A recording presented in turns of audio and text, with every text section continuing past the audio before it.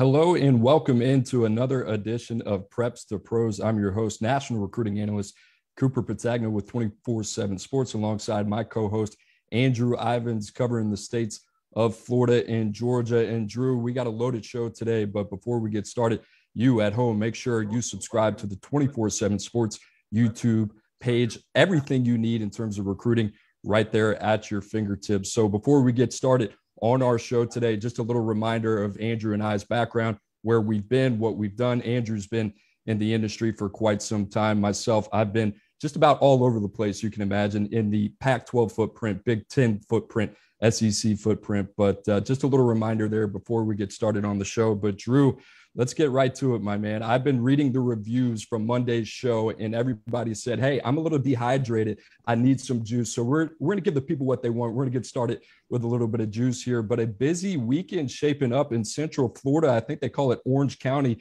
And let's get started with top 247 linebacker Malik Bryant. He is rated the number 5 linebacker per the 24/7 Sports, and also the number 90 player overall. Drew, what's the latest with Malik Bryant? Well, Orange County, I think LA when we talk about that. So you can go 407, I-4 corridor, whatever you want. This is where all the talent, or most of the talent, is in the state of Florida in the 2023 cycle. Malik Bryant's a kid we've been tracking since he was a freshman at Orlando Jones. He's going to announce Saturday night. My crystal ball pick has been on Miami. I like the Hurricanes right here heading into Saturday, but you got to keep an eye on Florida. You know, that's the two schools we keep hearing when I work my contacts. It's Florida, it's Miami. I think NIL is playing a little bit of a factor here, but I'm going to point out that Malik Bryant's head coach at Orlando Jones, he actually played for Miami linebackers coach Charlie Strong years ago at the University of Florida. I think that relationship's ultimately going to help tip things in favor for Miami. If there is a dark horse, though, in all this, I think it's Maryland. You know, Maryland, Mike Locksley, they've done an excellent job. They got 2 of Malik Bryant's teammates currently committed to the Terps. So if there's a dark horse that could jump in the 11th hour, keep an eye on Maryland. But I'm rolling with the Miami Hurricanes heading into Saturday. So the Hurricanes looking strong for top 247 linebacker Malik Bryant there. But let's jump to another guy in the Orlando area, 4-star offensive tackle Peyton Kirkland. And Drew, the more we read into this one, it's been a little bit of a roller coaster. Miami, Florida, Oklahoma, all involved here. What are you hearing on Peyton Kirkland?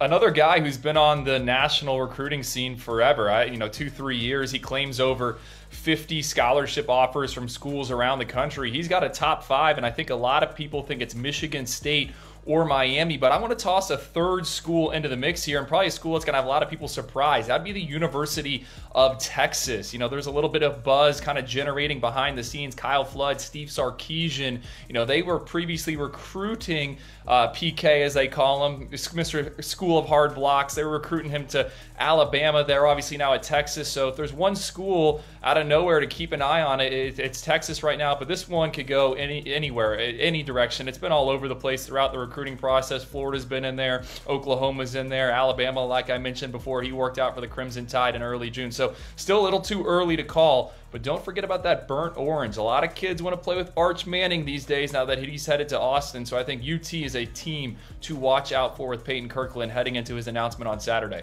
I started getting some phone calls late afternoon, people trying to figure out where Peyton Kirkland is going to end up. And that is going to be a wild one for sure. So if you're trying to catch those commitments, those will be on CBS HQ on Saturday. Malik Bryant and Peyton Kirkland, that's where you can find those guys, Drew. But another guy in Orlando, 3 for 3 in Orlando, top 247 defensive lineman Cameron James, and a guy that I know both me and you like a lot. What's the latest with him?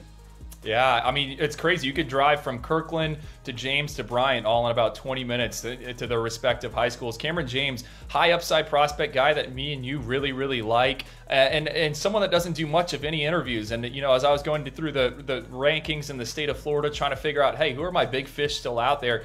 Cameron James is a guy we don't know much about. Talking to his high school head coach this morning, Travis Gabriel, who does an excellent job, he told me that Cameron is planning to be at Florida the last week of July. Remember, there's a temporary break in the dead period. Then kids can take unofficial visits. You can't take official visits. So he's going to go to Florida for the little barbecue on July 30th. And I think the Gators are the team to, I don't want to say beat, but I think they're maybe in the driver's seat. The biggest competition right now for the Gators is going to be Kirby Smart and those Bulldogs. Cameron also was in Athens last month for an official visit. Trey Scott, the defensive line coach, you know what they're selling. Hey, we just got 5 defenders selected in the first round of the NFL draft. So 2-team battle, I think right now I give the slight edge to Florida. And then there's some other schools to keep an eye on. There's some strange schools, little stranger things.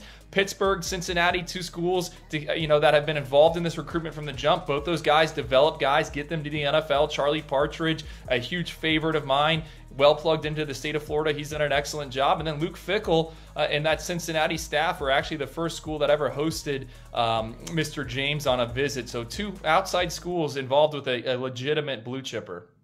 Only episode 2, and we have our first Stranger Things shout out to my boy Eddie Munson. Season 4 was on fire. But Drew, let's go now to our favorite position halls, talk some football. We got the juice out of the way. That's what the people wanted. Now we can kind of nerd out a little bit. And I'm going to start first. I'm going to start with our boy Nick Eason, defensive line coach at Clemson. This guy has killed it. I'm going to go state by state here because he's had to go to enemy territory to land some of the best players in the country. Peter Woods from the state of Alabama. If you have not watched him, do yourself a favor and turn on the tape of Peter Woods. He is arguably the most entertaining player in this class. You can do so many different things with him. 6'3", 275 pounds. You can stand him up. He can play with his hand in the dirt as well, but a freakish athlete, and we love him. And he's going to play with some other guys that are going to complement him really well in the state of Georgia, starting with Vic Burley, a top 32 player for us in the top 247. Played in the odd front last year, was more of a 4 technique, but can play certainly in passing down situations as a 3 technique. But he's a big body. I don't think his value necessarily shows up in the stat sheet. Had only 5 sacks last season, but this is a guy that's only going to get better at the next level. And another top 247 standout, AJ Hoffler from Woodward Academy, had double-digit sacks last season. And Stephon Green, a guy that we certainly like, and we've talked a lot about. Clemson faithful, we have heard you on that one. And then to round it out, David Ojigbe, the edge rusher from Washington, D.C. So much to like about him. He's another guy that's pretty multiple. And people might say, wow, this is a tremendous class for Nick Eason and Dabo Swinney, and it is, but it's important for a couple of different reasons. Not only are you getting very talented players, but the guys going out, the potential NFL departures for Clemson. You're talking about a handful of guys, Brian Brisset, Tyler Davis, Miles Murphy, and Xavier Thomas could all be playing on Sundays very soon. So Clemson getting it done. That is my favorite positional haul so far. I love what they're doing. Coop, that's a good one, man. And, when I think defensive line position haul, I think what stands out about that group for Clemson is those are guys that, in theory, should be able to see the field in 2023. Now, are they going to take 60 snaps? Probably not, but I think they can get in there, provide some rotation, and that's why it's so important for our guy, Nick Eason. I mean, he's done an excellent job. We talked about it a few weeks ago on our other show. I mean, has anyone had as good of a 6-month stretch for him? Speaking of 6-month stretches, my favorite position haul, I think, out there, and aside from Ohio State and the wide receivers, but we've talked so much about them. How about this group of linebackers Georgia has committed? Right now, they have the number 2, number 3, number 4 linebackers all in the boat when you look at our rankings. We'll start at the top. C.J. Allen, multi-sport guy, 11-1 in the 100-meter dash. Raylan Wilson right behind him. He's a kid from Tallahassee that Georgia flipped from Michigan. And then closing it out, Troy Bowles, who announced this past weekend that he was going to play for UGA. He's obviously the son of defensive coordinator, now Tampa Bay Buccaneers head coach Todd Bowles. So he's got the football smarts. I thought it'd be a fun exercise, Coop, to try to compare these guys to some current Georgia linebackers or some recent Georgia linebackers. I thought that'd be a fun exercise. So I was doing that before we started the show. Troy Bowles, to me, and this might be a little outrageous of a comp, but I see some Roquan Smith in his game a little bit. I think he's a smart guy with plenty of range, instinctual. He's actually going to play safety for his high school this upcoming season, which I think is unique because as a freshman, he was primarily an edge rusher. Raylan Wilson, this is a guy that runs a 10.9 at 225 pounds, which is a bit freaky. You're going to see him at the freaks list at some point down the line. He reminds me a little of Channing Tindall. I saw Channing Tindall down here in South Florida a few weeks ago, and I was like, man, I know this is an NFL player. What position is this guy? Because I thought he was a D lineman. No, that's an off-ball linebacker, and I think if you saw Raylan Wilson in person, the average man, the average common scout would think the exact same thing. So he's a speed body type for me. And then finally, CJ Allen. This is another, I don't love this comp, but maybe Nakobe Dean. CJ Allen's a little bit undersized. Nakobe Dean, a little undersized. Obviously, he went on to have an excellent career on Saturdays, and now he's with the Philadelphia Eagles. But I think there's a little CJ Allen in terms of an undersized playmaker that's very instinctual. So love that group. And really what Georgia's doing in the front seven in general. I mean, look what they did last cycle. Jalen Walker, Marvin Jones. We heard Kirby Smart talk about Mykel Williams at SEC Media Days. I mean, Georgia it's almost like an NFL front. And it could get even better here in the class of 2022 or 2023, excuse me. They're involved with Damon Wilson, Cameron James, Jordan Hall. I mean, this is an elite group. And I wouldn't be surprised if they have 5 more guys selected a few years from now in the first round of the NFL draft. They are freaky, and I love the Roquan Smith comparison for Troy Bowles, but it was actually CJ Allen that I thought was more the comp for Roquan Smith. But hey, listen, if one of your guys is getting comped to Roquan Smith, you're in really good shape there. So, Drew, I'm going to move on to the offensive side of the ball, and I've been going at it with Notre Dame fans on their message boards today, so this is my peace offering to you. But the offensive line is getting it done, and trust me, that's starting with Charles Jagusah, a guy that we just recently moved into the top 32. We've talked a lot about his two-way ability. We've talked a lot about his ability as a wrestler, 41-0 on the mat, but a couple other guys as well stand out from North Carolina. Sullivan Absher, who plays in a triple option offense. We certainly like him. He mans the right side. He's going to have to adjust a little bit in terms of pass protection, but is certainly a guy that kind of fits the mold of what Notre Dame wants to do. And then a couple other guys, Joe Otting from Kansas. And, I was trying to explain this to Irish fans. They're like, why are you so high on this guy? You start to look at him and you look at his multi-sport background. He plays basketball, track and field. He's got a great background in javelin, shot put, discus, all of it. I was watching the basketball tape, and this guy was really light-footed. I'm a big basketball guy, so seeing that he can play either guard spot, I think it's going to be a natural progression to the center position. And then not to mention Elijah Page from Pinnacle down there in Arizona, and went to the same school as tackle Tosh Baker at Notre Dame. So Notre Dame has done a tremendous job on the offensive line. They for a long time have been recognized as one of the best developers of offensive line talent. It's good to see that has not really changed much with Marcus Freeman at the helm. But Drew, that's it for me. Who's your last one in favorite position, Hall? Well, I got 2 takes right here on Notre Dame, right? Sullivan Ashbury. I think a lot of people don't know this. He's a scratch golfer, or not a scratch golfer. I think he's like a +5 or 6 handicap, low round of 74 for a big man. And the other thing that stands out to me about the Notre Dame group of offensive linemen committed is these are all guys that are just offensive linemen, right? They're not worrying about their top 10s, top 8s, all this stuff. Like, they want to play football. And I think when I look at what Notre Dame has had success, the Quentin Nelsons, the Rodney Stanleys, those weren't big, sexy recruitments. Those were guys that came in and they, wanted to get to work. And when I look at this group, I think that's a potential starting 5 for the Irish. So Marcus Freeman, Tommy Rees, those guys deserve a ton of credit for what they've done up front. I'm gonna stick in the Midwest. I guess you could call it the Midwest or Northeast, or whatever you want to call it. My next position group that I love, Penn State, right? What they're doing in the secondary is elite at the safety position. And really, all these guys can play different positions. When I look at the Penn State defensive back call right now, I call it a full spread of options. They got guys that can do a little bit of anything.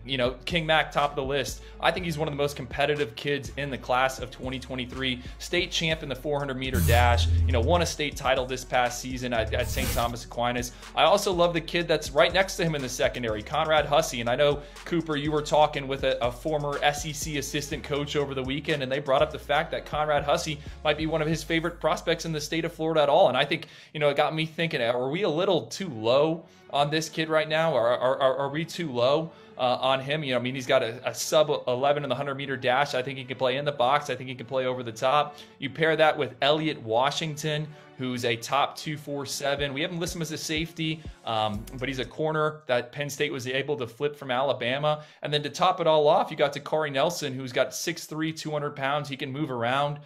So I like what Penn State has done. They got a top 5 recruiting class, and I think the strength of this group really is in that secondary.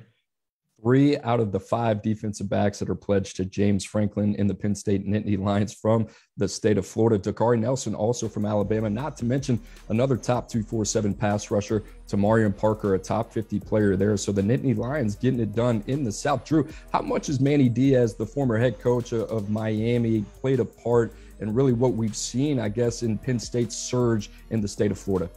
I think he's had a hand in it. Right? I don't think he deserves all of the credit for what Penn State has done. And Manny Diaz, he could have spent this whole entire year somewhere in the Florida Keys. I know he's got a property down there not working, but he's a guy that's aggressive. He wants to write his name and rebuild his image, and that's why he's up at Penn State and he's going to be the defensive coordinator. I bumped into Manny Diaz back during the spring evaluation period, and he was at St. Thomas Aquinas to look at Conrad Hussey, to look at King Mack. So I think he's had a big role in it. And I also think Jawan Sider, who has ties to the Muck in South Florida, he deserves some credit as well for what Penn State's done. But those guys are always going to recruit the state of Florida well, and Manny Diaz is only making it easier for James Franklin and co. Shout out to Penn State. We don't talk about them enough. And Conrad Hussey, Drew, you brought it up. I revisited him this morning. Really love his tape. But let's talk about another school in the state of Florida. And what's a show of Preps to Pros without talking a little bit of Florida Gators and Billy Napier. Listen, they kind of hit some turbulence, I would say, after the shockwave of Jaden Rashada going to Miami. Thought to be a lean to Florida there. They have bounced back. They flipped top 247 quarterback Marcus Stokes. So he's now in the fold. They've gone on a little run, but Drew, you get the sense they're not done yet here. Right. They're sitting number 23 in the rankings right now. And, I think that's kind of impressive for Billy Napier. Again, remember, he came from Louisiana Lafayette. He did not have relationships with some of these high-profile recruits. And I think what's really impressive about Florida is what they're doing in state. Right now, they got 8 blue-chip prospects, meaning 4 stars or higher, committed from the Sunshine State, right? So they got 8 of them. And I think they could add a few more to the fold here in the coming week. You got Jordan Castile, 4-star safety. He's going to make a decision on July 30th. I like Florida there. You got Aiden Mizell. I think he's going to make a commitment July 29th. Speedster in our top 247. I like the Gators there. And then on the 28th, you got Jakeem Jackson, who I know, Cooper, is one of your favorite cornerback prospects in the class of 2023. He's going to announce a commitment. I like Florida there as well. So now you're up to 11 blue chippers just from your backyard. Florida hasn't done that since going all the way back to 2013. They've not signed over 10 blue chip prospects from the state of Florida. So, I think that's impressive. I think that's a testament to Billy Napier and his staff, not only making evaluations, but getting some inroads in the state of Florida. I think that's going to pay off down the line. We're so used to seeing, the big 3 recruit outside the border, and Florida saying, hey, we are going to recruit around that 2 to 3 hour radius from campus and get those guys in. And I think that's going to pay off dividends down the line. While we see Miami recruit a little bit more nationally, Florida State seems to be pretty active in Georgia, Louisiana, Mississippi, and all that stuff. Cooper, do you agree with me here? I do. 12 commitments, 10 of them are from Florida, 2 are from the state of Georgia. I think they've done a very good job. Listen, it's not about the sex appeal right now, but when you look at this Florida class, to me, it screams of a class that has a really high floor. And what I mean by that, they've done a really good job on the early identification front. And I love what they've done. Some of the players that we were kind of late on, Andrew, I would say that we knew about, the more we studied them and we pulled back the curtain, the more we'd like. Creed Whitmore was a guy, 3-phase player, excellent production. I'm really not sure what he's going to be at Florida. He might be a slot or he might be a safety, but I like him a lot. Gavin Hill was another guy. The more we like him, the more we watch him, the more we like him. So you can continue to go on down the list there. I think Eugene Wilson certainly fits into that category. Najee Harris, Bryce Lovett. I know the offensive line has been a big point of emphasis for Florida and the Gators, but I love what they've done. And these are guys with high floors. And I think when you're building up this program, and Billy Napier, this is about the long term. And these are foundational players, and they have to supplement that, of course, with top tier caliber talent that they can compete with come December. But right now, I have no issue with what Florida's doing. So hats off to Billy Napier and the Gators, and we'll see what they can do here in the next couple of weeks. But Drew, let's go. Drew, you got another point? And Cormani McLean's in play. You can't forget about them. That 2013 class when Florida took 12 blue chippers from the state of Florida. That finished number 3 nationally, and the headliner was Vernon Hargraves, who was a 5-star corner. So I'm not saying this is the same thing, 10 years later, but there's a lot of parallels and there's a lot of similarities at this stage. All right, Drew, wrapping up here. Let's go through a top 247 commitment recap. Jamal Jarrett commits to the Georgia Bulldogs. And we've talked a lot about what Georgia has done defensively, the top linebacker haul per Andrew Ivins. You just heard that a little bit earlier in the show. I don't think there's any debating that, but Jamal Jarrett, a guy that they get from the state of North Carolina, that a lot of people are saying, hey, this guy comps to Jordan Davis, who was a top 20 draft pick of the Philadelphia Eagles in this last year NFL draft. And I love it. Big body. I think a guy that's certainly going to benefit from being in an SEC strength conditioning program. I think nutritionally as well, he'll benefit, but certainly a guy that has moved up our boards. Drew, do you think that's a little bit too hot and heavy with the Jordan Davis comp on Jamal Elliott right now? Jarrett, yeah, excuse me. Jamal Jarrett. No, I absolutely agree. I kind of pump the brakes. I think sometimes we get so infatuated with where a kid lives and what he looks like. And, you know, if Jordan Davis wasn't at Georgia last year, I don't think that would be the comp. I will say this. I think it's an important take for the Bulldogs, just looking at their interior offensive or defensive line haul in recent cycles. I mean, they've been excellent out on the edge. Marvin Jones Jr., Michael Williams. But I think in the middle, they needed to get a big body. You know, I'm not super high on Shone Washington, who they took last cycle. I like Jamal Jarrett. You know, so I have no issues with it. Makes sense big picture wise, and it only improves that defensive line room. And if Trey Scott wants a kid, I'm not arguing against it. Big bodies are certainly hard to find. So Stanford also adds a top 247 edge rusher last night in Hunter Clegg. Tackett Curtis over the last few days, Louisiana standout in the top 247 linebacker. He ends up committing to Lincoln Riley in the Trojans. And Rico Walker, a guy, Drew, he's kind of been this positionless man, top 247 edge, commits to North Carolina, and Mack Brown. And Drew, I kind of wanted to get your thoughts on him, because every time we've seen him work out at a different position that's not the one he's going to be playing at college. And I tend to believe that this guy, once he gets to Chapel Hill, he gets to acclimate to the edge position. I think this is a guy with a lot of developmental upside that can make some waves. I'm in the same boat as you. You know, we saw him at OT7 playing tight end. You know, then we go to the Future 50. He's working with the linebackers, and it's like, hey, can we pull him over to the edge group for you guys just to see him work as a pass rusher? No, you look at his body. He's got a big frame, but he's not filled out. He's going to see a transformation in a strength program, and I think it's an important get for Mack Brown or whoever the head coach is the next couple of years at North Carolina, assuming it's Mack Brown. But look, ACC, it's a passing league. You got to get after the quarterback right now, and I think Rico Walker has that potential. He's got the first step in the burst. So kind of probably an under the radar. No one's going to think about it now, but we could be talking about this when Rico Walker's name's on a all ACC watch list or something like that in a few years.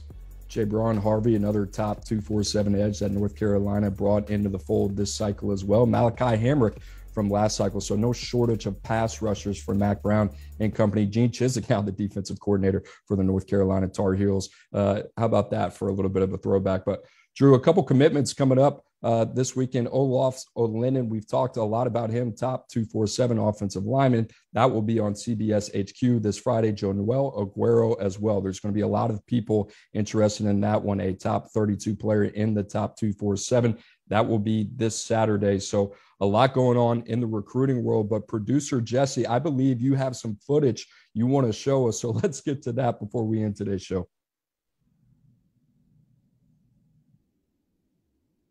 So listen, I think everybody has seen this one. How about my boy Shane Beamer, the Beam Team, hashtag the Drip God, just coming out with all the moves right here. And Drew, I know you got some thoughts on this, but my first thoughts on this are like, hey, why not? SEC Media Day. You're South Carolina. You got the number 32 recruiting class in the country. You exceed all expectations. You're 7-6 last season. You're the Duke's Mayo Bowl champs, baby. Flex that. I love it. I love South Carolina, and I love Shane Beamer and kind of, you know, the creative, innovative ways that he's marketing South Carolina in the Gamecocks and getting more eyes on him. But Drew, I knew you had an interesting take on this one as well.